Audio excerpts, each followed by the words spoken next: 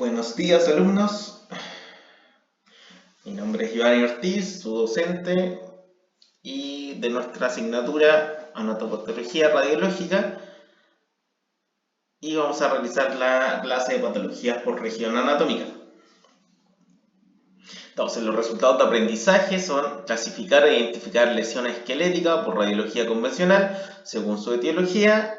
si es degenerativa, inflamatoria, infecciosa, traumática o tumoral, reconocer signos radiológicos característicos de lesiones esqueléticas por radiología convencional y analizar imágenes radiográficas encontrando hallazgos patológicos, pudiendo categorizar posibles resultados críticos.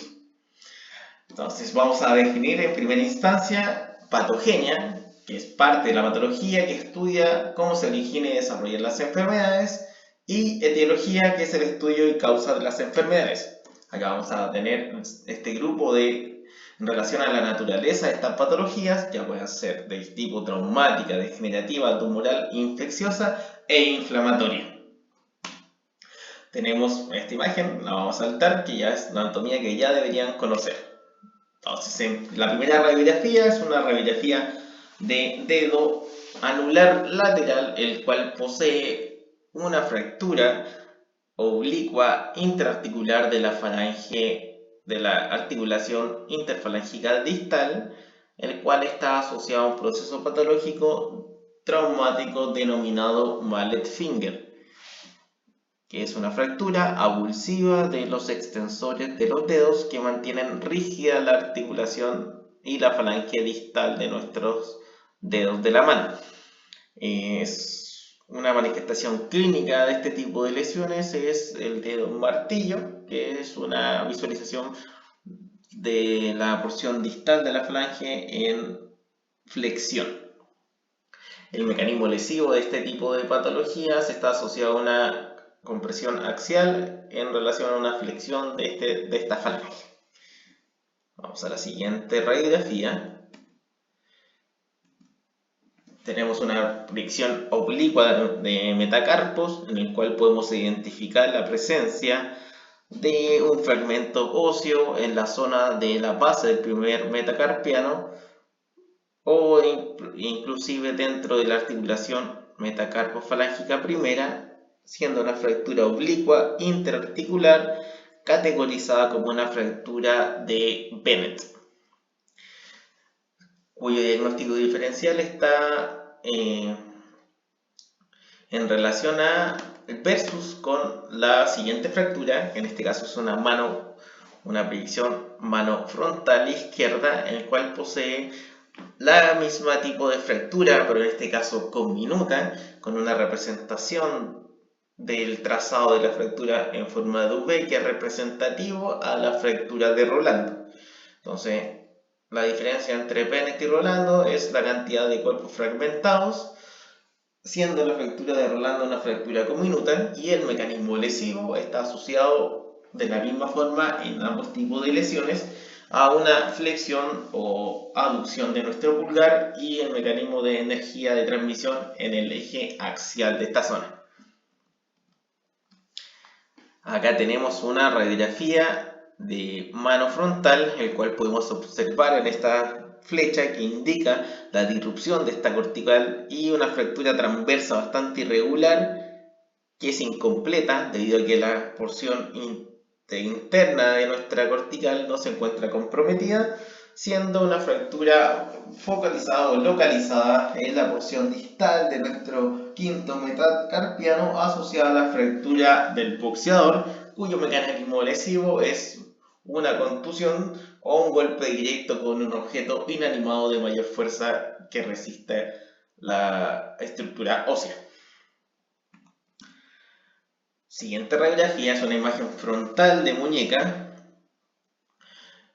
cuya calidad de imagen es bastante deplorable, principalmente por la poca visualización de las partes blandas en las porciones lateromediales, y además el ruido asociado en este tipo de radiografías que no permite la visualización de los bordes óseos de forma definida. Sin embargo, podemos visualizar la fractura del tercio proximal de nuestro escafoide, siendo una de las consideraciones clínicas con respecto a esto, al componente de irrigación que posee este hueso, siendo una irrigación desde su polo distal hacia el polo proximal, por ende un tratamiento no adecuado o un diagnóstico que no sea de forma temprana puede generar consecuencias negativas, ya sea una artritis, una pseudoartrosis o en su caso existe un compromiso en relación a su irrigación, una necrosis avascular del escafoide. Tenemos la siguiente radiografía, que es una imagen frontal de una muñeca, en cual acá vemos la mejora con respecto a la resolución espacial, más no en la densidad óptica o en el contraste aplicado en esta proyección, pero podemos ver cambios morfológicos, en este caso con la ubicación de ciertos huesos del carpo, principalmente en su hilera proximal, asociados a la articulación radiocarpiana. En este caso tenemos un aumento de la distancia entre el escafoide y el semilunar, lo que da como origen a la luxación escafo-semilunar, representado como el signo radiológico de Terry Thomas. Terry Thomas era un actor estadounidense, el cual poseía un diastema de sus dientes frontales, que se ve representado en este caso como los dientes frontales y el espacio entre ellos. Entonces, una de las herramientas radiológicas para poder determinar este tipo de lesión es a través de la radiometría, o sea, a través de mediciones que se realizan sobre la radiografía, normalmente realizadas por traumatólogos o radiólogos, pero que en algunos tipos de casos sería importante que comenzaran a reconocer, a poder identificar cierto tipo de mediciones, porque van a ser características de cierto tipo de patologías. En este caso, un paciente masculino cuyos rangos normales de medición debería ser entre 3.5 a 4 milímetros, siendo mediciones mayores a esta magnitud representativas de luxación o de subluxación de estos dos huesos. En pacientes femeninos el espacio es menor, está asociado a 2.5 a 3.5 milímetros, por ende si tenemos una medición de 4 milímetros estaríamos en presencia de esta lesión, ¿ya? Acá tenemos una fractura de die punch o golpe de muerte, en el cual podemos visualizar una radiografía de muñeca con bastantes artefactos generados por los elementos de inmovilización, y podemos observar una depresión de la zona radiocarpiana hacia proximal, y además tenemos una variación del orden, o existe un reordenamiento del trabeculado óseo de nuestro radio distal generado por la impactación de la zona de estos huesos radiocarpianos.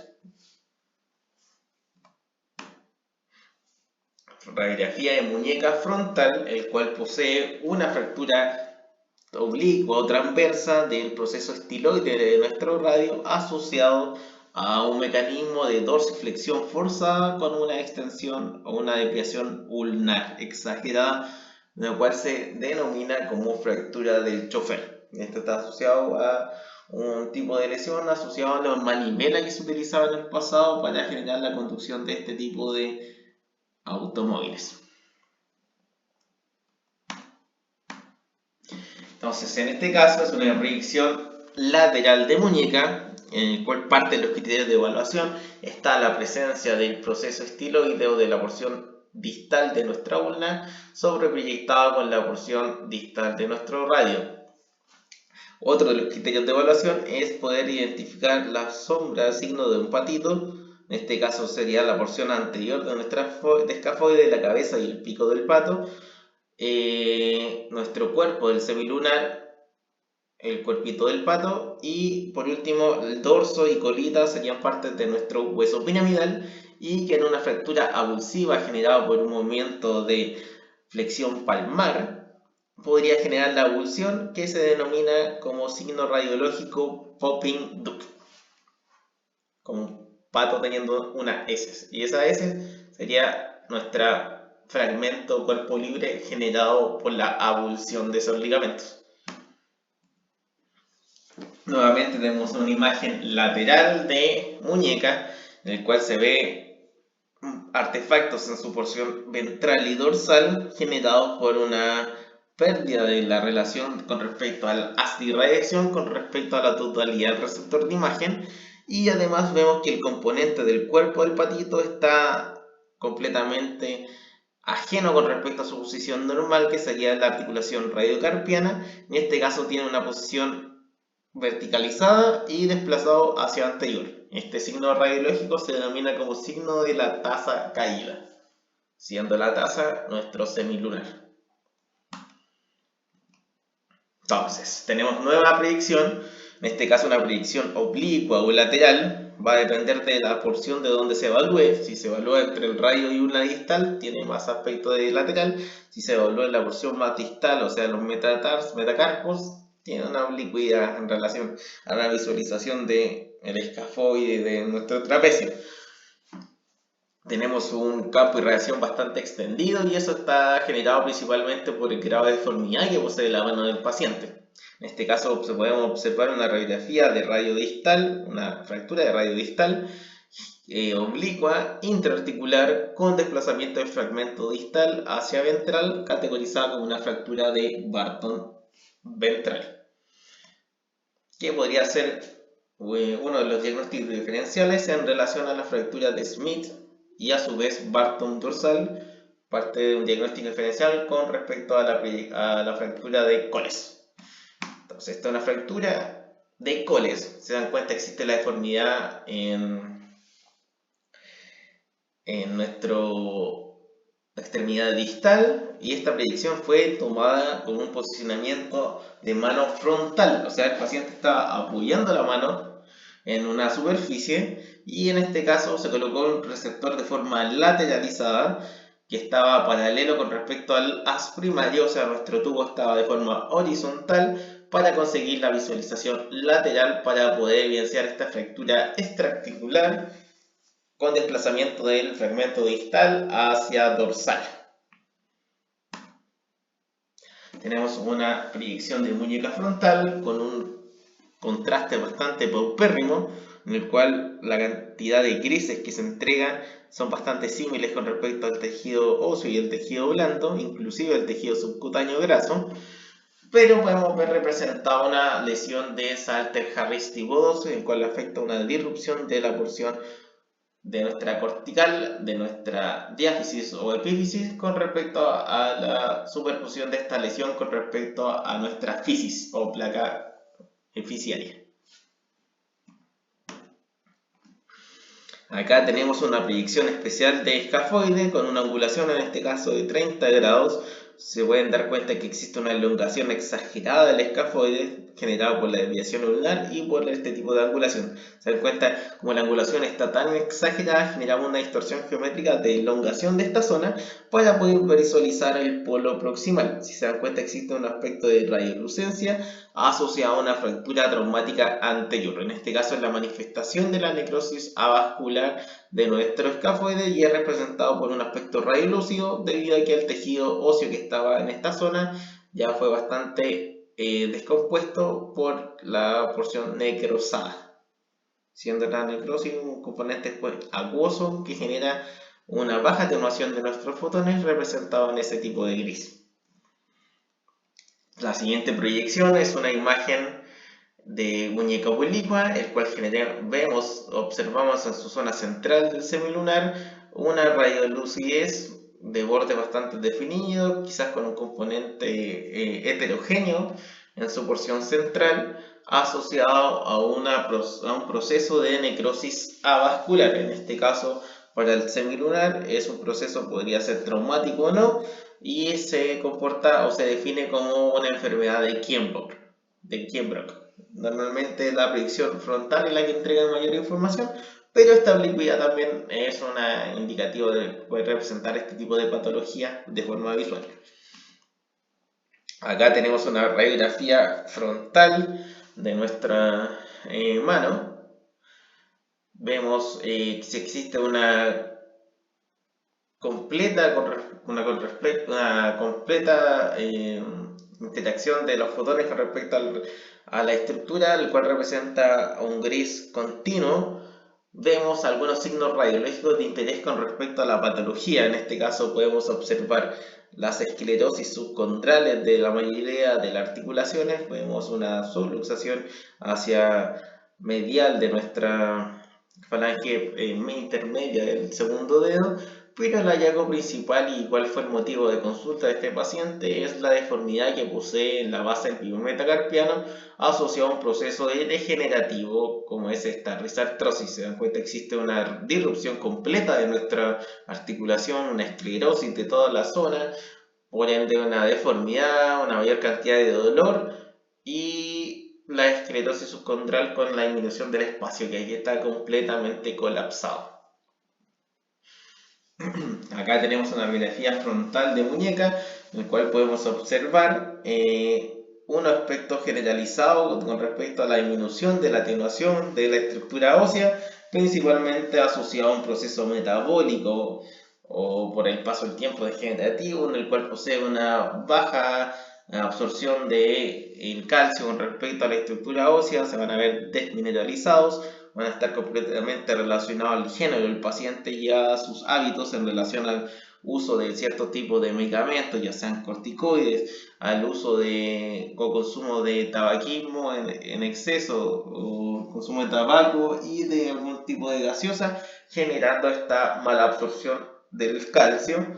o a través de un proceso metabólico en el cual se vean afectadas algunas de sus hormonas, generando esta representación de una baja atenuación de nuestros componentes óseos, denominado osteoporosis.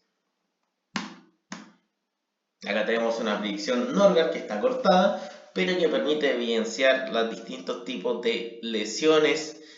erosivas de las articulaciones bilaterales, en este caso a diferencia de la artrosis, porque es una enfermedad inflamatoria sistémica denominada artritis reumatoide. Se dan cuenta, existen bajo cada articulación existen pequeñas estructuras radiolúcidas, circunferencias, denominadas geodas, van a existir algún tipo de erosiones y la gran deformidad de la mayoría de las articulaciones, ya sea metacarpofalángicas y articulaciones interfalángicas. Entonces acá tenemos una predicción híbrida de mano en la cual podemos evidenciar una gran tumefacción con aumento de atenuación de las partes blandas de forma redondeada y vemos un compromiso de la matriz de la falange proximal del quinto dedo de la mano, generando una lisis de la ruptura en su totalidad de la diáfisis de nuestra falange y vemos una gran cantidad de fragmentos desplazados hacia lateral y hacia medial. Este tipo de lesión está asociado a algún tipo de tumor o lesión tumoral de alta malignidad debido a la capacidad de infiltrar otros tejidos, al aumento de tamaño exagerado con respecto a la zona donde está ubicado y a la destrucción de la matriz ósea. En este caso se define como una lesión tumoral sarcoma de Ewing. En este caso tenemos una lesión tumoral benigna, en el cual se ve alojada en la base de la falange proximal del tercer dedo, en el cual se ve una lesión radiolúcida o lítica, de bordes bastante definidos, de componentes internos homogéneos, que no genera ningún tipo de infiltración en el resto de las zonas. Este tipo de tumor es una patología de carácter benigno y se define o se caracteriza como un encondroma. Esta radiolucidez está asociada al contenido de este tipo de tumores. Acá pasamos al codo y tenemos la proyección de codo lateral, en el cual podemos visualizar un paciente pediátrico. Si se dan cuenta, los núcleos de osificación están asociados a pacientes de 2 o 4 años, debido a que el núcleo de osificación presente está relacionado con nuestro capítulo. Pero podemos evidenciar en su zona posterior el aumento considerable de los partes tejidos blandos, representados o asociados a algún compromiso de la afección del tejido óseo, en este caso es el olecrano. Si se dan cuenta, se ve representado el signo de la almohadilla grasa posterior debido al derrame articular generado por este tipo de fractura. Tenemos otra radiografía lateral, pero en este caso con un gran compromiso de una luxación anterior del húmero o una luxación posterior de la zona radioulnar proximal, y está principalmente asociado a procesos de alta energía. En este caso tenemos una imagen frontal con una calidad de imagen con respecto al contraste bastante baja, debido a que no podemos diferenciar considerablemente los tejidos blandos con respecto al tejido óseo y en menor medida con el tejido subcutáneo. Pero se puede evidenciar una fractura oblicua avulsiva del epicóndilo medial, asociado a la avulsión de uno de los músculos extensores de nuestro antebrazo. En este caso tenemos una radiografía lateral de un paciente joven o paciente femenino, el cual posee una calidad de imagen bastante paupérrima en relación a la densidad óptica, debido a que no podemos observar parte del trabeculado óseo de la porción distal de nuestro húmero, pero podemos evidenciar de forma indirecta la presencia o no de algún tipo de fracturas. En este caso podemos evidenciar el componente de la almohadilla grasa anterior desplazada en su porción superior y la presencia de nuestra almohadilla grasa posterior, indicativo de una fractura oculta, siendo un signo radiológico patonómico virtualmente asociado a un 76% de los casos de fractura oculta o de derrame articular en pacientes con lesiones en el codo. Es importante considerar que para que estos signos radiológicos indirectos sean efectivos, el paciente debe tener un posicionamiento correcto en relación a la flexión del húmero con respecto al antebrazo, que sea de 90 grados exactos, y que exista una lateralidad estricta con respecto a la posición del húmero. Y esto está definido por la sobreproyección de los epicóndilos mediales y laterales y la sobreproyección de nuestro capítulo de tróclea, generando la apertura de la articulación del codo. Ahora tenemos una visualización de un codo frontal con la calidad de imagen bastante baja en relación a la resolución espacial, pero que está ocasionado en este caso por el aumento del tamaño de la imagen con respecto al original. Pero se puede lograr evidenciar una fractura de la cúpula radial, en este caso clasificación por Mason 2, debido a la multifragmento que tiene este tipo de lesión, y normalmente tiene una clasificación del 1 al 4 que va a estar determinado por el compromiso de nuestra cabeza o de nuestra cúpula radial. Es importante considerar que la de tipo 4 va a generar un reemplazo total de nuestra cabeza radial por alguna prótesis, generando afecciones con respecto a la movilidad y el rango de movimiento de este tipo de articulaciones. A considerar con respecto de forma clínica es que una inmovilización temprana en pacientes pediátricos podría generar una rigidez de la articulación, generando un aumento del porcentaje de discapacidad de ciertos pacientes que puedan poseer este tipo de condición. Ahora tenemos una imagen frontal en el cual vemos que existe una pérdida de la alineación del eje longitudinal de la estructura con respecto al eje longitudinal del receptor de imagen y un aumento del campo de irradiación. Principalmente está dado por el proceso traumático de este paciente, que se puede evidenciar como una fractura oblicua del tercio proximal de nuestra ulna. Bueno, algunos fragmentos, así que se podría ser considerada como comminuta, de bordes bastante irregulares y una fractura completa, además de la luxación completa de nuestro radio con respecto a la articulación humeral. Si se dan cuenta, nuestro radio está en contacto del epicóndilo lateral en vez de con nuestro capítulo. Está importante determinar este tipo de lesiones, ya que pueden ser clasificadas según Montella, según la clasificación de Badou, como un Montella tipo 3, debido a que esta es la única que puede ser observada en una visualización frontal, debido a que la luxación es laterolateral. Ahora, con el resto de las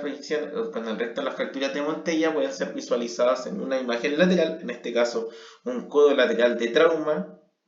con rayo horizontal y con el receptor de imagen entre el codo y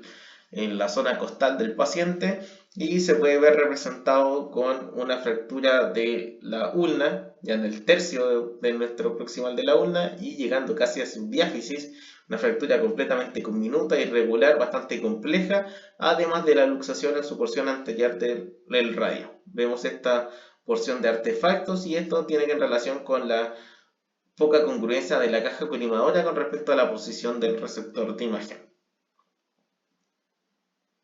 Y acá tenemos una fractura supracondilia, no confundir la porción del olecranon del núcleo de osificación con respecto a la fractura supracondilia. Esta es la fractura y existe una clasificación en relación al grado de desplazamiento del húmero con respecto a la porción hacia distal de nuestro antebrazo.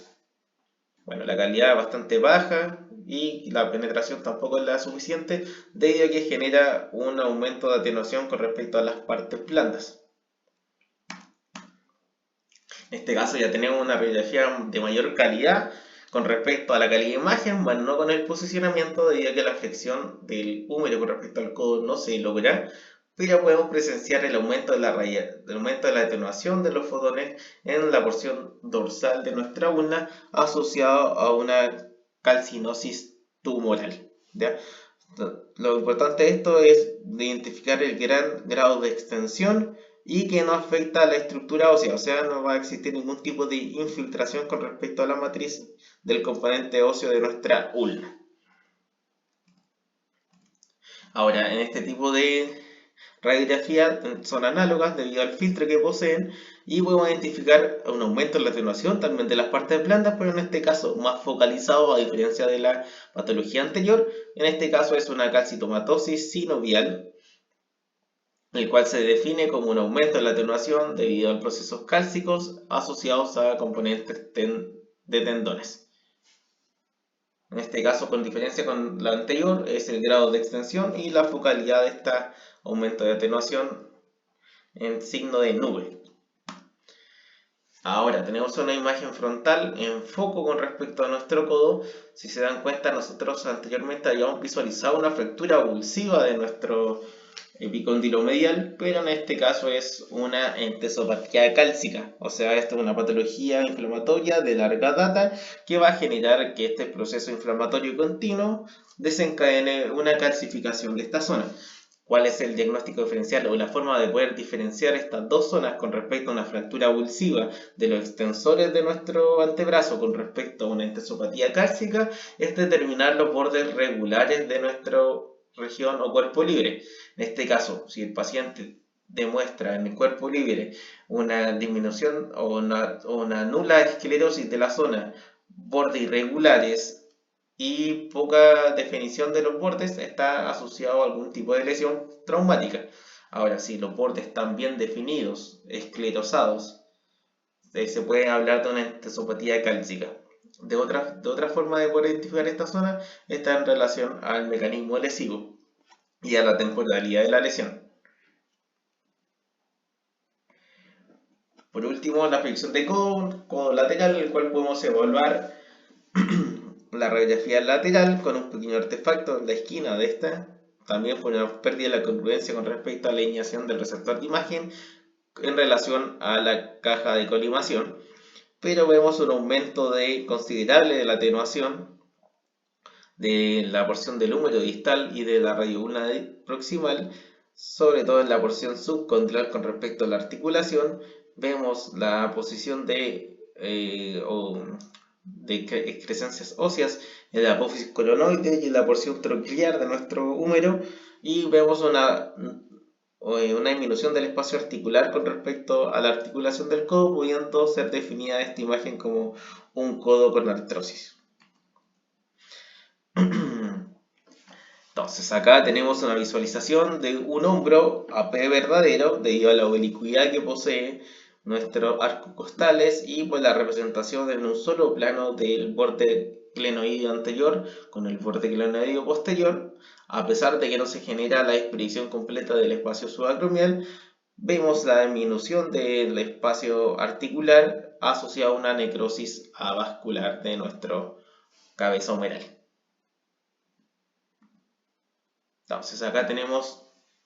otra radiografía, en este caso nuevamente una P verdadero. En este caso vemos la descripción completa de la cabeza humeral con respecto a la cavidad glenoidea y vemos despejado el espacio subacromial generado por la angulación hacia caudal de 15 grados. En este caso podríamos sospechar de alguna lesión traumática, ya sea en el troquiter o algún punto de inserción con respecto a los músculos del manguito rotador, ya sea de los músculos que están insertados en el troquiter, ya sea el subescapular, el supraespinoso, el infraespinoso y el redondo menor,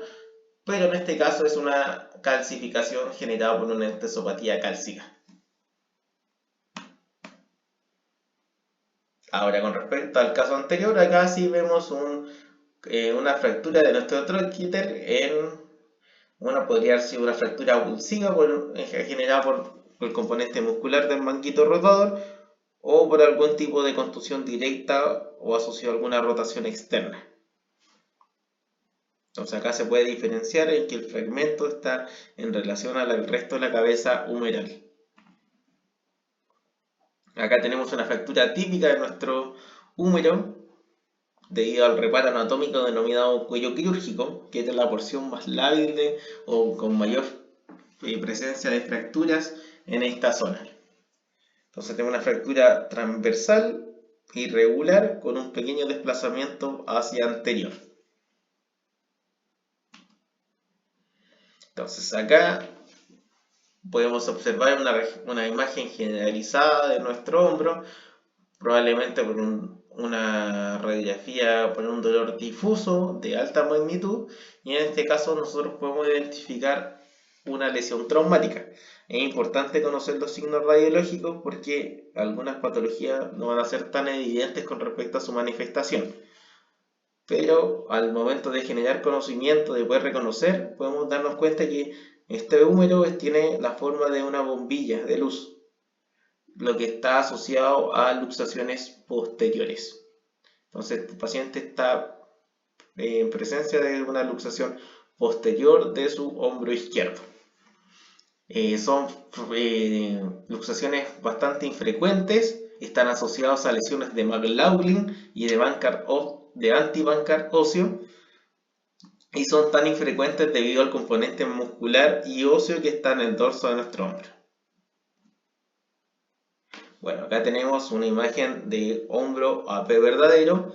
con una leve subexposición con respecto a la técnica utilizada por nuestro colega, pero se ve representado esta deformidad en la zona posterolateral de nuestra cabeza humeral, asociados a una luxación anterior y a su posterior reducción. En este caso nosotros denominamos este efecto como en pelota de ping pong y que está asociado con la lesión de Hill-Sachs. Es importante considerar que este tipo de lesión es 15 veces más común que ocurra en paralelo de una lesión de bancar óseo de la porción anterior de nuestra cavidad glenoidea. Entonces esta es la representación de esta lesión bancar óseo. Si se dan cuenta, este es el fragmento generado, la disrupción de la porción anterior-inferior generado por la porción posterior-lateral de la cabeza humeral en luxaciones anteriores. Es importante también reconocer que este tipo de patologías, cuando no existe un componente óseo afectado, no se debe no considerar la lesión con respecto al labrum glenoideo, y que esta va a ser solamente representado en una técnica de imagen que es la resonancia magnética, que ya que en radiología simple es un componente que no va a generar atenuación de los fotones, por ende no se va a ver representado imagenológicamente. Acá tenemos una luxación hacia posterior, en el cual existe una lesión en saca bocado, una lesión de ping pong en la porción anteromedial de la cabeza humeral, generado por la luxación posterior conocida como lesión de McLaughlin. En este caso es una radiografía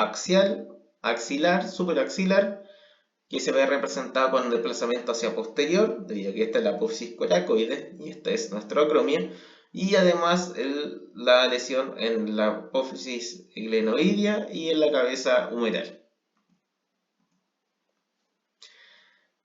Bueno, acá tenemos la radiografía AP frontal. Es importante reconocer bastante de los aspectos imaginológicos de las patologías, ya sean degenerativas, tumorales, traumáticas o infecciosas, debido a que pueden llevar a ciertos errores. En este caso, nosotros podríamos creer que este es un fragmento óseo generado por una luxación anterior generando un bancar óseo, pero en este caso nosotros podemos identificar que existe un aumento de la atenuación de la porción articular, o sea, denominada esclerosis subcondral, una disminución del espacio articular y una disminución del tamaño, denominado artrosis de hombro. Entonces tenemos una proyección de hombro en el cual podemos evidenciar que existe una disrupción de nuestra clavícula con respecto al lado acromio, lo cual se denomina disyunción acromioclavicular. ¿Ya? Es importante reconocer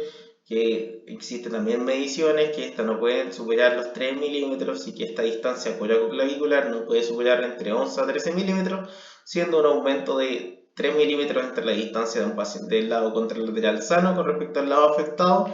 indicativo como disyunción. En este caso existen 6 clasificaciones según Rootwood y siendo desde la 13 en adelante representados de forma más genealógica.